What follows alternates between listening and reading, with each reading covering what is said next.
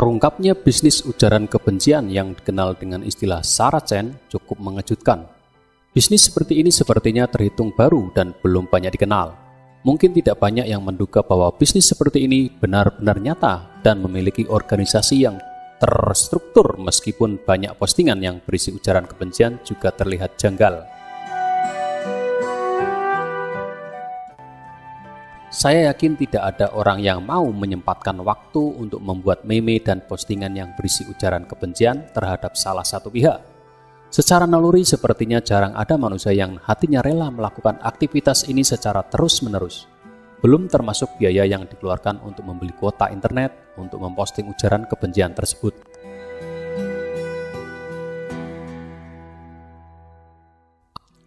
Akhirnya terkuak bahwa maraknya postingan yang berisi ujaran kebencian, sara, fitnah, dan provokasi memang sebuah bisnis yang menggiurkan.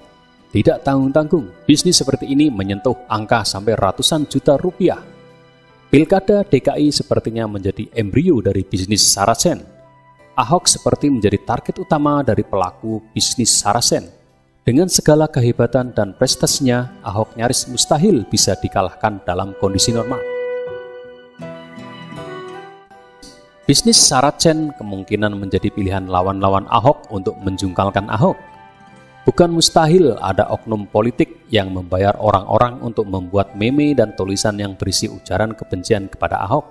Jika mau dicek, ribuan meme yang dipostingkan berisi ujaran kebencian kepada Ahok bertebaran di media sosial, terlebih saat sedang panas-panasnya Pilkada DKI.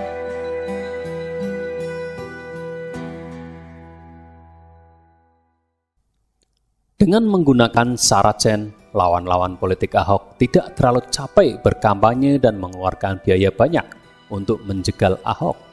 Cukup bayar orang-orang beberapa ratus juta untuk membuat meme postingan yang tujuannya agar masyarakat membenci Ahok. Taktik ini pun terbilang sangat efektif karena mayoritas masyarakat Jakarta adalah pengguna media sosial. Biaya yang dikeluarkan juga terlihat sedikit jika dibandingkan dana kampanye yang terhitung hingga puluhan miliar.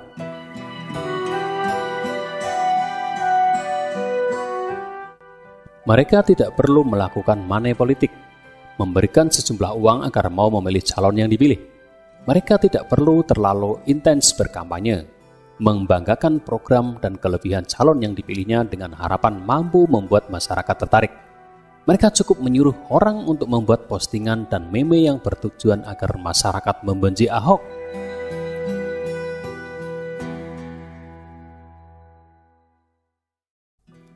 Saya tidak menuduh politisi mana yang telah melibatkan Saracen untuk menjegal Ahok.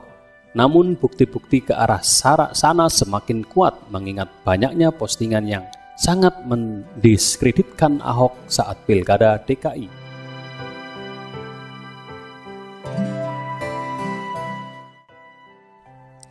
Kebanyakan masyarakat mungkin akan mengira bahwa kekalahan Ahok akibat isu penodaan agama.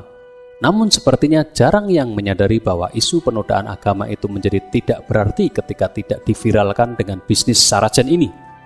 Jika tidak ada postingan dan meme yang ikut memanas-manasi isu penodaan agama, maka kemungkinan isu penodaan agama ini tidak sampai datang ke Jakarta untuk melakukan aksi demo hingga berjilid-jilid.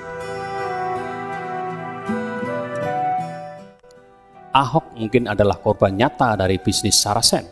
Namun apakah hukum alam membiarkan mereka semua tertawa di atas penderitaan Ahok? Saya sengaja menggunakan istilah hukum alam agar lebih universal.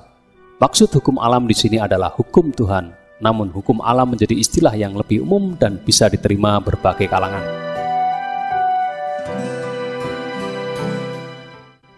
Ahok mungkin tidak melakukan apapun untuk membalas kelakuan mereka. Ahok hanya pasrah menjalani nasib hidup di penjara. Ahok tidak korupsi, Ahok memajukan Jakarta, Ahok membahagiakan warga Jakarta. Tentu pantas jika apa yang menimpa Ahok dinilai sebagai ketidakadilan. Namun hukum alam nampaknya tidak membiarkan perbuatan zalim itu terus tertawa. Hukum alam tidak akan membiarkan perilaku zalim bebas dari balasan. Pada saatnya hukum alam akan memberikan balasan bagi orang-orang yang berbuat kezaliman di muka bumi ini.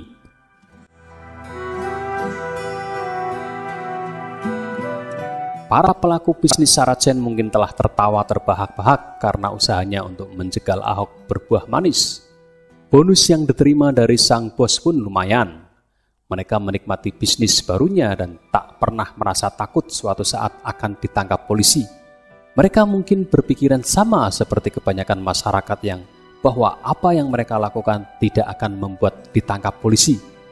Pekerjaan ini memang terlihat baru dan seolah-olah belum ada pasal yang mengaturnya sehingga dianggap tidak melanggar hukum.